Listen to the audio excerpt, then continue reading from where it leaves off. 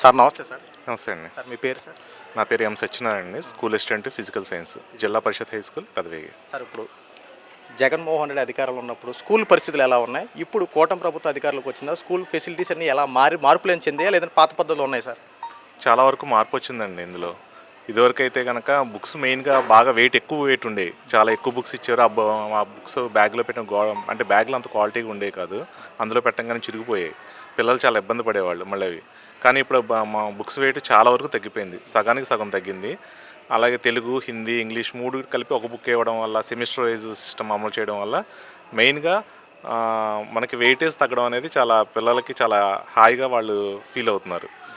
అలాగే నోట్బుక్స్ కూడా చాలా క్వాలిటీ ఉన్నటువంటి నోట్బుక్స్ వాళ్ళకి ఇవ్వడం జరిగింది. ఇదివరకు కొన్ని బుక్స్ మళ్ళీ కొనుక్కోవడం బయట జరిగేది. ఇప్పుడు అలా కాకుండా కంప్లీట్గా వాళ్ళకి ఎన్ని బుక్స్ కావాలంటే అన్ని బుక్స్ ఇవ్వడం వల్ల ఈ బుక్సే వాళ్ళకి సరిపోతున్నాయి. చాలా నోట్స్ కూడా చాలా క్వాలిటీగా ఉన్నాయి అవి. సార్ ఇప్పుడు చూసుకుంటే గతంలో జగన్ అన్న విద్యా కానుక అని చెప్పి ఎక్కువ శాతం రాజకీయ నాయక పేర్లు, ఫోటోలు ఇవే కనిపించాయి. ఇప్పుడు డాక్టర్ సర్వేపల్లి రాధాకృష్ణన్ గారి పేరు మీద విద్యామిత్ర కిట్ ఇవ్వడం కానీ, లేదంటే రాజకీయ నాయకుల ఫోటోలు అలాంటివి ఏమీ లేకుండా ఒక ప్లెయిన్ టెక్స్ట్ బుక్ ఎలా ఉండాలి అలాగా, అంటే విద్యార్థులు ఎలాంటి రాజకీయ ఉసుములు లొక్కకుండా చాలా పకడ్బందీగా ఈరోజు కూటమి ప్రభుత్వం తీసుకున్న నిర్ణయాలు ఎలా అనిపించింది సార్? సో ఇది చాలా ఆహ్వానించేటటువంటి సుపరిణామం అండి. ఇదివరకు ఎక్కువగా నాయకులు యొక్క ఫొటోస్ ఎక్కువగా ఉండేవి. జేవీకే యాప్ అవి మనకి వాళ్ళ ఫొటోస్ ఎక్కువగా ఉండేవి. ఇప్పుడు అలాంటి ఫొటోస్ ఎక్కడ కూడా టెక్స్ట్ బుక్స్లో కానీ, బ్యాగుల మీద కానీ, నెక్స్ట్ నోట్బుక్స్ మీద కానీ ఎక్కడ కూడా అలాంటి అడ్వర్టైజ్మెంట్ అనేది ఏమీ లేదు. సో కాబట్టి అవి పిల్లల మీద అలాంటి ఎఫెక్ట్, అంటే ఎవరు మనకి ఈ ప్రభుత్వమే లేకపోతే వీళ్ళ మీద నాయకుల యొక్క ఎఫెక్ట్ అనేది పిల్లల మీద లేదు. వాళ్ళు ఎప్పుడు కూడా చదువు మీద అవన్నీ కూడా గవర్నమెంట్ అంబులెన్స్, గవర్నమెంట్ మనకి ఇస్తుంది అనేటువంటి ఆలోచన, వాళ్ళకి మంచి ఆలోచనలు అనేవి ఆ బుక్స్ చూడడం వల్ల కలుగుతుందండి. సార్ ఇప్పుడు మీకు ఏమైనా వర్క్ లోడ్ ఏమైనా ఎక్కువైందా? అంటే గతంలో చాలా యాప్స్ పెట్టేసేవారని చెప్పి, ఇప్పుడు టీచింగే కాకుండా రాజకీయాలకు సంబంధించిన కొన్ని వర్క్లు కూడా మీకు అప్పచెప్పేవారని చెప్పి టీచర్స్ని ఏదో పని భారం ఎక్కువగా ఉండదని చెప్పి తెలిసింది. ఈ ప్రభుత్వం వచ్చిన తర్వాత వర్క్ లోడ్ ఏమైనా తగ్గిందా, లేకపోతే పిల్లల మీద కాన్సన్ట్రేషన్ చేస్తున్నారా, లేదంటే ఇంకా వర్క్ లోడ్తో అలాగే ఇబ్బంది పడతా ఉన్నారా? ఇదివరకుతో పోలిస్తే ఇప్పుడు యాప్ల భారం చాలా వరకు తగ్గిందండి. చాలా అన్ని చేసేసి ఒక సింగిల్ యాప్లో మాత్రమే తీసుకొచ్చారు, లీప్ యాప్. అది మటుకు చాలా హ్యాపీగా ఫీల్ అవుతున్నాము. ఇదివరకు చాలా యాప్లు ఉండేవి, మనకు 10 నుంచి 12 యాప్లు మేము యూస్ చేయాల్సి వచ్చేది. టాయిలెట్స్ దగ్గర నుంచి ఇవన్నీ కూడా, ఎండిఎం దగ్గర నుంచి ఇవన్నీ కూడా, ఫొటోస్ అన్నీ కూడా చాలా యాప్స్లో నోట్ చేయాల్సి వచ్చేది. అది చాలా ఒక్కోసారి మేము ఫస్ట్ పీరియడ్ వెళ్ళినప్పుడు కూడా పాఠాలు చెప్పడానికి వీలు ఉండేది కాదు. కానీ ఇప్పుడు యాప్స్ తగ్గించేయడం వల్ల మనకి ఏంటంటే ఎక్కువగా పిల్లల యొక్క అకాడమిక్ ప్రోగ్రెషన్ మీద వాళ్ళ శ్రద్ధ తీసుకోవడం జరుగుతుందండి. సార్ ఇప్పుడు ఏదైతే స్కూల్స్ రీఓపెన్ అయ్యే లోపు ప్రతి తల్లుల ఖాతాల్లో తల్లికి వందల డబ్బులు జమ చేస్తున్నారు. సో ఇప్పుడు చాలామంది పడినాయి అంటారు. ఏమన్నా ఈ మీ స్కూల్కి సంబంధించి ఏమైనా పడిన వాళ్ళు ఎవరైనా ఉన్నారంటారు? ఇంకా మా స్కూల్లో పడని వాళ్ళంటూ ఒకళ్ళ వరకు ఆధార్ లింక్ ఒకటి అవ్వలేదు. ఆ ఒకటి తప్ప మిగిలినటువంటి ఆల్మోస్ట్ చాలా మందికి పడిపోయినాయి. అంటే ఇంకా 10th క్లాస్ వాళ్ళకి మటుకు ఇప్పుడు పడుతూ ఉన్నాయని మెసేజ్ వచ్చింది. 10th క్లాస్ వాళ్ళకి ఇంకా పడలేదు. వాళ్ళకి ఈ వీకెండ్లో పడతాయని చెప్పారు. అది తప్ప మిగిలిన అందరికీ కూడా ఆల్మోస్ట్ పడిపోయినాయండి. అందరికీ ఎవరికి కూడా ఎలాంటి ఇది లేదు. సార్ 15,000 అని చెప్పి 2,000 రూపాయలు కట్ చేస్తూ ఉన్నారు. సో ఆ 2,000 రూపాయలు మీకు సంబంధించి వస్తున్నారు, లేదంటే జిల్లా కలెక్టర్ గారు ఆధీనంలోకి వెళ్తాయండి? అవి డైరెక్ట్గా జిల్లా కలెక్టర్ గారి అకౌంట్లోకి వేస్తున్నారండి. ఎక్కడికన్నా ఫెసిలిటీస్ ఎక్కడైనా ల్యాగ్ ఉంటే కనుక అలాంటి వాటికి యూస్ చేయమని చెప్పారు. సో కాబట్టి అవి యూస్ చేసుకోవడానికి కూడా మాకు బాగుంటుందండి. ఏదైనా ఇబ్బందులు ఉంటే కనుక కలెక్టర్ గారు ఆ నిధుల్ని వినియోగిస్తారని మాకు తెలిసింది. సో కాబట్టి ఆ అమౌంట్ కలెక్టర్ గారిని దాంట్లోకి వెళ్తున్నాయి. అదే సార్, ఇప్పుడు మీకు టాయిలెట్స్ కనుక ఇబ్బంది ఉన్నా, గ్రౌండ్లో రిపేర్లు ఏమైనా ఉన్నా, లేదంటే A to Z అయినా సరే కన్ఫామ్గా ఆ అమౌంట్ ఉపయోగపడుతుందా సార్ మీకు? ఉపయోగపడుతుందండి. అంటే మీరు ఏమన్నా జస్ట్ వెళ్ళి అప్లికేషన్ అయితే చెప్పాలండి? అంటే మనం ఏమన్నా ఇలా ఫెసిలిటీస్ లేవని మనం కనుక కలెక్టర్ గారికి ఒక ఇది పెడితే వెంటనే ఇమీడియట్గా శాంక్షన్ చేసి మనకి ఆ ఫెసిలిటీస్ కల్పిస్తా అని చెప్పారండి. సార్ ఇప్పుడు చూసుకుంటే భోజన వసతి కూడా, ఏదైతే మధ్యాహ్న భోజన పథకాన్ని ఇప్పుడు డొక్కా సీతమ్మ అని చెప్పి పేరు మార్పులు చేసి ఈ రోజున సన్న బియ్యంతో భోజనం పెడతానని చెప్పి తెలిసింది. సో సన్న బియ్యంతో పెడుతున్నారా, లేదంటే రేషన్ బియ్యంతో భోజనం పెడతా ఉన్నారు? ఇదివరకు వచ్చేటువంటి రైస్ ఏంటంటే గతంలో రైస్ చాలా లావుగా ఉండేయండి, ఎక్కువ మంది తినేవాళ్ళు కాదు.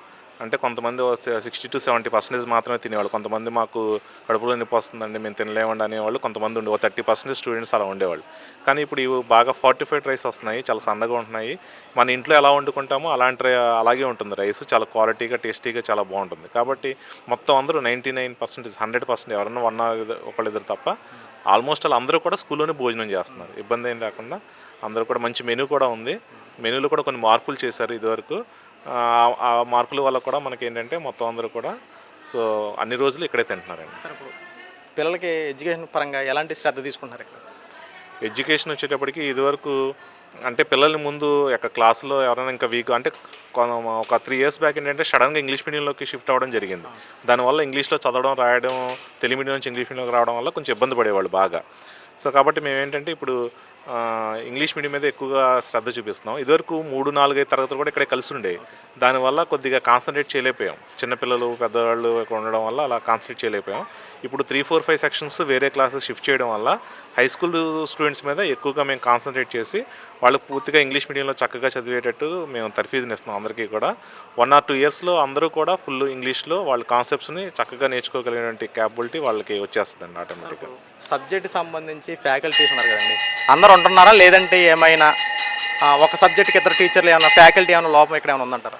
లేదండి, ఫుల్ ఫ్లెడ్జ్డ్గా ఉన్నారండి స్టాఫ్ అందరూ కూడా. మాకు వాంటింగ్ ఏం లేదు. తెలుగుకి 2 ఉన్నారు, హిందీకి 1, ఇంగ్లీష్కి 2, మ్యాథ్స్కి 2 ఉన్నారు, సైన్స్కి 3 ఉన్నారు, సోషల్ 2, పీఈటీ అందరూ ఫుల్ ఫ్లెడ్జ్డ్గా. హెచ్ఎం గారు లాస్ట్ ఇయర్ రిటైర్ అయిపోతే ఇప్పుడు కొత్త హెచ్ఎం గారు వచ్చారు. సో కాబట్టి ఫుల్ ఫ్లెడ్జ్డ్గా మనకి స్టాఫ్ ప్యాటర్న్ అంతా ఉంది. కాబట్టి ఇక్కడ మాకు ఎలాంటి ప్రాబ్లమ్స్ లేవండి. Thank you sir. స్వయంగా స్కూల్లో ఉన్నటువంటి ఇన్ఛార్జ్ గారు చెప్పిన మాటలు మీరు విన్నారు కదా. ఆ సార్ ఏం చెప్తా ఉన్నారు, స్కూల్లో గత 5 సంవత్సరాల పరిపాలన కన్నా ఇప్పుడు కూటమి ప్రభుత్వ అధికారులకు వచ్చిన తర్వాత విద్యా విధానంలో నారా లోకేష్ గారు తీసుకొచ్చినటువంటి ఈ యొక్క మార్పులు చేర్పులు చాలా ఎక్సలెంట్గా కనబడతా ఉన్నాయి. ముఖ్యంగా బుక్స్ విషయంలో ఇదివరకు పిల్లల మీద ఈ యొక్క భారం ఎక్కువగా ఉండేది, మోయలేక చాలా ఇబ్బందులు పడతా ఉండేవారు. ఆ టెక్స్ట్ బుక్లే కానీ ఆ నోట్ బుక్లే కానీ చాలా దారుణమైనటువంటి బరువు మోసుకుంటూ వెళ్ళేవారు. ఈ రోజున కూటమి ప్రభుత్వం చేసినటువంటి విధానం ఏంటంటే 3 టెక్స్ట్ బుక్లు కలిపి ఒకే టెక్స్ట్ బుక్ కింద వచ్చేటట్టు, తెలుగు, ఇంగ్లీష్, హిందీ ఈ 3 కలిపి ఒకే టెక్స్ట్ బుక్ కింద వచ్చేటట్టు, జస్ట్ నార్మల్ సైజులో వచ్చేటట్టు చక్కగా ఈ రోజున మోడిఫై చేసేవడం. అంతేకాకుండా భోజనం ఫెసిలిటీస్లో ఏదైతే సన్న బియ్యంతో భోజనం పెడతామన్నటువంటి ప్రకారంగా ఈ రోజున ప్రతి స్కూల్లో విద్యార్థుల ఆరోగ్య దృష్టిలో పెట్టుకొని ప్రతి ఒక్కరికి ఈ రోజున సన్న బియ్యంతో భోజనం పెడతా ఉన్నారు. అంతేకాకుండా బాయిల్ ఎగ్ ప్రతిరోజు గుడ్డు ఉంటుంది, తర్వాత చిక్కీ ఒకటి ఇస్తూ ఉన్నారు. పిల్లలకి ఒక పక్కన చదువు ఎంత క్లారిటీగా చెప్తున్నారో వాళ్ళ యొక్క ఆరోగ్య పరిస్థితుల విషయంలో కూడా చాలా శ్రద్ధ తీసుకున్నటువంటి కూటమి ప్రభుత్వానికి హ్యాట్స్ ఆఫ్ అనే చెప్పాలి. జగన్మోహన్ రెడ్డి కూడా విద్యా విధానంలో మార్పులు తీసుకొచ్చాడు, కాదని చెప్పట్లా. జగన్మోహన్ రెడ్డి కూడా విద్యా విధానాన్ని ప్రోత్సహించడంలో తన వంతు పాత్ర పోషించాడు. కానీ విద్యార్థులకు అందుతున్నాయో లేదా అని చెప్పి గ్రహించడం మాత్రం జగన్మోహన్ రెడ్డి వల్ల కాల. పైనుండి జగన్మోహన్ రెడ్డి పని చేస్తున్నాడు, కానీ కింద గ్రౌండ్ వర్క్లో జరుగుతుందో లేదని చెప్పి ఎప్పుడు వెరిఫికేషన్ చేసుకోవాలి. కానీ ఈరోజు కూటమి ప్రభుత్వం సంబంధిత అధికారులతో సంబంధిత నాయకులతో ఎప్పటికప్పుడే పర్యవేక్షణ చేస్తూ ఉన్నారు. అసలు స్కూల్లో పరిస్థితులు ఏ రకంగా ఉంటున్నాయి, స్కూల్లో ఉన్నటువంటి విధానాలు ఏంటి, స్టడీ పర్పస్ ఏ రకంగా ఉంటుంది, తర్వాత టీచర్స్ సరిగ్గా వెళ్తున్నారా డ్యూటీలకి, లేదంటే ఆబ్సెంట్ అయిపోయి ఒకరి సబ్జెక్ట్ ఒకరు చెప్తున్నారని చెప్పి ఇలాంటి ప్రతిదీ వెరిఫికేషన్ చేసుకుంటా ఉన్నారు. అంతేకాకుండా ఈ సన్న బియ్యాన్ని ఎవరైనా మిస్లీడ్ చేస్తూ ఉన్నారు, కొంతమంది ఉంటారు కదా, ఎక్కడొక్కడ చోటన ఫ్రాడ్ జరుగుతూ ఉంటాయి. ఇలాంటి ఏమైనా జరుగుతున్నాయని చెప్పి తక్షణమే చర్యలు తీసుకునే విధంగా ప్రతిదానికి ఈ రోజున కూటమి ప్రభుత్వం చక్కగా పరిపాలన చేస్తూ ఉంది. కొంతమంది బురద జల్లే వ్యాఖ్యలు చేసేవాళ్ళు చేస్తూనే ఉంటారు. బురద జల్లే వాళ్ళు బురద జల్లుతూనే ఉంటారు, రకరకాలుగా మాట్లాడుతూనే ఉంటారు. కానీ అవన్నిటికీ ధీటుగా ఈ రోజున కూటమి ప్రభుత్వం ప్రతి ఒక్కటి చేసి చూపిస్తూ ఉంది. వైఎస్ జగన్మోహన్ రెడ్డి గత 5 సంవత్సరాలు ఏనాడైనా నువ్వు సన్న బియ్యం పెడతానని చెప్పి మాట ఇచ్చినావా, కానీ ఆ సన్న బియ్యం పెడతానని ఏనాడైనా ఊహించావా, చేసినవా? కనీసం ఏమీ లేదు. ఈ రోజున కూటమి ప్రభుత్వం అన్నమాట ప్రకారంగా సన్న బియ్యంతో భోజనం పెడతా ఉంది, పిల్లల ఆరోగ్య దృష్ట్యా చక్కగా శ్రద్ధ తీసుకుంటా ఉంది. రాబోయే రోజుల్లో కూడా ఇలాగే ఉంటే గవర్నమెంట్ స్కూల్ కలకల్లాడుతూ ఉంటా, ప్రైవేట్ స్కూల్ ఖచ్చితంగా మూతపడే అవకాశాలు వస్తాయి. ఖచ్చితంగా గవర్నమెంట్ స్కూల్లో చదివించడానికి ప్రతి తల్లిదండ్రులు విముఖత చూపుతూ ఉంటారు.